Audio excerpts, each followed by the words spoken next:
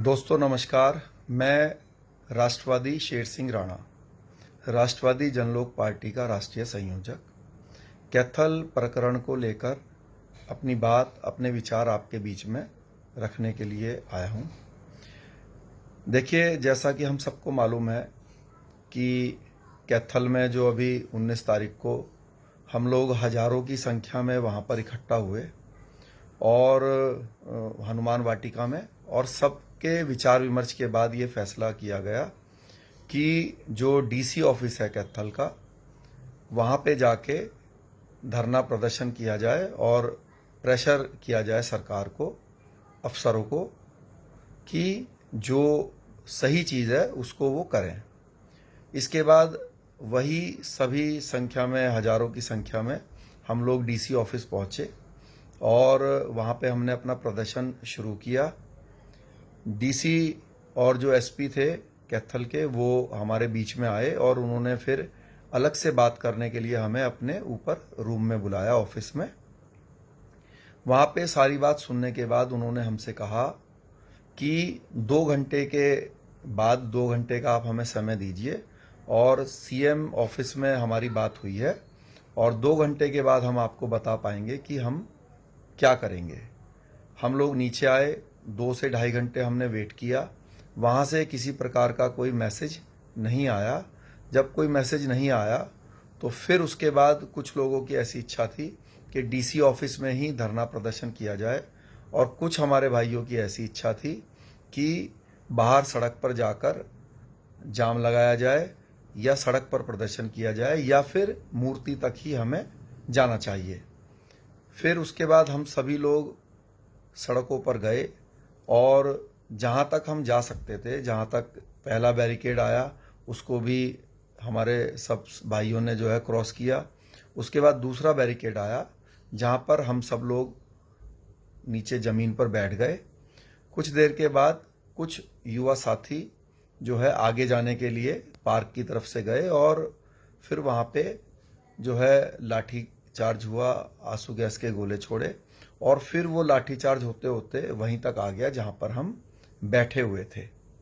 उसके बाद हमसे भी उन्होंने यही कहा कि भाई आपके लाठियाँ मारी जाएंगी। तो जब सब लोगों ने ये कहा कि मारिए, तो उन्होंने कहा कि फिर आप सब लोग गिरफ्तार किए जाएंगे अदरवाइज। तो फिर काफ़ी सारे साथियों ने गिरफ्तारी दी और उन्होंने हमें डिटेन करके पुलिस लाइन में लाए। 1-2 घंटे के बाद जब कुछ लोगों के नाम उसमें लिखे गए, सभी लोगों के नाम लिखे गए उसमें, और 1-2 घंटे के बाद जो है उन्होंने कुछ लोगों को ये ऑफर दी कि अगर वो जाना चाहते हैं तो जा सकते हैं। और फिर धीरे धीरे उन्होंने सभी से कहा कि भाई आप लोग जा सकते हैं, लेकिन आप बाहर किसी प्रकार का प्रदर्शन अभी नहीं करेंगे। उसके बाद कई लोग चले गए और कुछ लोग वहाँ पे डटे रहे और वहीं पर रहे। करीब 12-1 बजे के आसपास हमें उन्होंने ये कहा, मुझसे अलग से डीएसपी साहब ने भी बात करी, तो उन्होंने हमसे कहा कि आप लोग नहीं जाएंगे तो अभी हम आप लोगों को, कुछ लोगों को पंजाब, कुछ लोगों को राजस्थान, कुछ लोगों को दिल्ली छोड़ के आ जाएंगे, जिससे कि आप लोग सुबह तक यहाँ पर कोई एक्टिविटी ना कर पाओ। तो फिर सभी ने सहमति करी कि भाई ऐसा ये करें, इससे अच्छा है तो हम बाहर जाकर भी कुछ और करने का प्रयास करते हैं। तो फिर करीब 1 बजे उन लोगों ने हमें छोड़ दिया। 1 बजे हम वापस आए। उसके बाद सब लोग अपने अपने ठिकाने पर चले गए, और क्योंकि मैं भी थोड़ा अस्वस्थ फील कर रहा था और मेरे कपड़े वगैरह सब गंदे हो गए थे, तो पहले मैंने विचार किया कि वहीं पे रुकूं, लेकिन अगले दिन का कोई रूपरेखा ना बनने के कारण मैं वापस अपने घर की तरफ चला और सुबह मैं रुड़की पहुंचा 5-6 बजे के आसपास। और क्योंकि पूरे रात से सो नहीं पाए थे तो थोड़ा मैंने आराम किया, मेरी तबीयत थोड़ी सी डाउन हो गई थी, तो थोड़ा मैंने दवाई ली और दवाई लेने के बाद जो है मैंने थोड़ा सा आराम किया। अब बात यह है कि सामाजिक रूप से इस लोकतंत्र में जितनी हमारी हैसियत थी, जितना हम में दम था, हमने पूरा दम लगाया।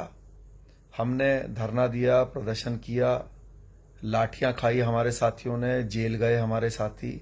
मतलब जितना हम कर सकते थे सामाजिक रूप से वो हमने अपना पूरा प्रयास किया।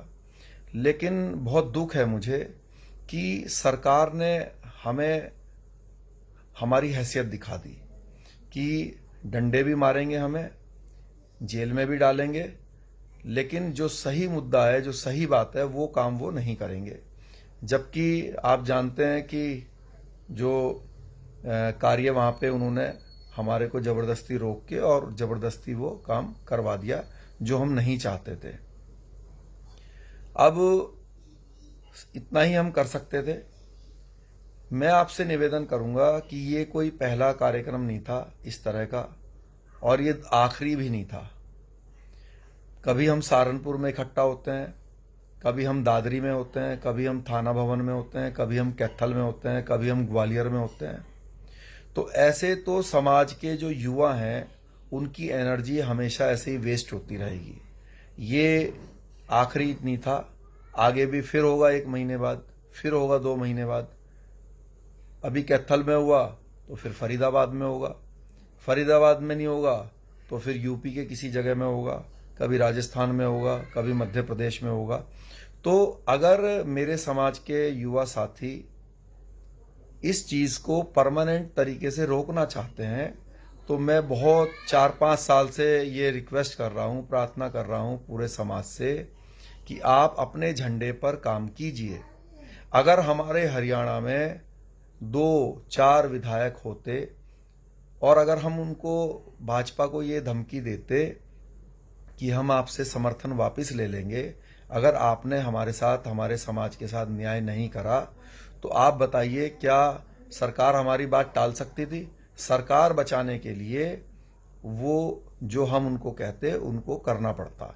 अगर आज दुष्यंत चौटाला जेजेपी सरकार से समर्थन वापस लेने के लिए धमकी दे तो जो वो कहेंगे उनका वो होगा। हम लोगों ने, समाज के हमारे 90% लोगों ने, राजपूत समाज ने बीजेपी को वोट दी थी, लेकिन क्या वो दी हुई वोट जो है आज वो वापस ले सकते हैं? सिर्फ ये बोल सकते हैं कि अगली बार नहीं देंगे, लेकिन जो दे चुके हैं वो तो वापस नहीं ले सकते। लेकिन अगर आपने अपनी पार्टी, अपने झंडे को, राजपा को 4 विधायक, 6 विधायक जिताए होते तो जिताने के बाद हम समर्थन इनको देते, लेकिन फिर ऐसे किसी भी मुद्दे पर इनको ये धमकी दे भी सकते थे कि हम समर्थन वापस ले लेंगे, और अगर हमारी बात नहीं मानी जाती तो समर्थन वापस लेके सरकार को गिरा भी देते। तो मेरा निवेदन है कि अगर आप इस चीजों को हमेशा के लिए खत्म करना चाहते हैं तो अपनी राष्ट्रवादी जनलोक पार्टी के कुछ लोगों को एमएलए बनाइए, अपनी पार्टी से एमएलए बनाइए। ये मेरा निवेदन है। कुछ हमारे समाज के बुद्धिजीवी 1-2 बात और भी बोलते हैं, मैं उनको बुद्धिजीवी नहीं मानता, राजनीतिक रूप से मेरी नज़र में वो जीरो हैं। वो बोलते हैं कि नोटा पे बटन दबाएंगे। मैं उन बुद्धिजीवी मूर्खों से ये पूछना चाहता हूं कि नोटा पे बटन दबाने से क्या सरकार नहीं बनेगी? सरकार तो बनेगी। 70% वोट डलती है, अगर 60% डलेगी तो भी सरकार बनेगी, 40% वोट डलेगी तब भी सरकार बनेगी। तो आपके नोटा पे वोट डालने से ऐसा तो है नहीं सरकार नहीं बनेगी। सरकार बनेगी और इसी रूप में काम करेगी, और उल्टा 4 लठ आपके ज्यादा मारेगी कि इन्होंने हमारे वोट नहीं दिए। दूसरे कुछ लोग बोलते हैं कि हम निर्दलीय जिता लेंगे। मैं उन भाइयों से ये जानना चाहता हूं कि हरियाणा में आज भी निर्दलीय विधायक जीता हुआ है पृथला से, क्या उसकी आवाज निकली? नहीं निकली और नहीं निकलेगी, क्योंकि निर्दलीय भी अपने नफा नुकसान निजी रूप से देखता है। लेकिन जो राजनीतिक दल होता है समाज का, वो सारे समाज के हिसाब से काम करता है। तो मेरा निवेदन है कि अपने राजनीतिक झंडे को खड़ा कीजिए, जैसे हमारे जाट भाइयों ने बनाया हुआ है, यादव भाइयों ने बनाया हुआ है, मराठा भाइयों ने बनाया हुआ है, दलित समाज के भाइयों ने बनाया हुआ है, बल्कि उन समाज के लोगों ने बनाया हुआ है जिनकी जनसंख्या सिर्फ 2-2, 4-4 जिले तक सीमित है, और बीजेपी ने उनको हाथ जोड़ के अपने एनडीए में अपना सहयोगी बनाया हुआ है। जैसे कि निषाद पार्टी, पटेलों का अपना दल, मल्ला समाज का वीआईपी बिहार से, माझी समाज की हम पार्टी, कुर्मी समाज की आरएलएसपी। तो इस तरह के अनेक दल बीजेपी ने अपने सहयोगी दल के रूप में बनाए हुए हैं। सिर्फ किस लिए कि ये समाजों ने अपने अपने झंडे बनाए हुए हैं। तो मेरा निवेदन है आपसे कि आप इस पर विचार कीजिए। कई लोग बोलते हैं कि भाई राणा जी तो राजनीतिक बात करते हैं। मुझे आप बताइए, जिस चीज का हल राजनीति से ही होगा तो वही बात करेंगे ना। लोग ये चाहते हैं कि मर्ज तो है कैंसर का, और वो चाहते हैं कि बुखार की दवाई से ठीक हो जाए। तो बुखार की दवाई से ये मर्ज ठीक नहीं होगा। कैंसर का इलाज तो कैंसर के की दवाइयों से ही ठीक होगा। ये राजनीतिक चीजें हैं, इसमें राजनीति शामिल है। राजनीतिक दल इन हरकतों को करा रहे हैं, तो राजनीतिक रूप से ही इससे छुटकारा आप लोग पाएंगे, और सिर्फ इसी रास्ते से पाएंगे। ये मेरा आपसे मैं आपको अभी बार बार ये बात बोल रहा हूं कि अपना घर अपना झंडा जब तक नहीं बनेगा तब तक आपकी समस्याओं का परमानेंट हल नहीं होगा।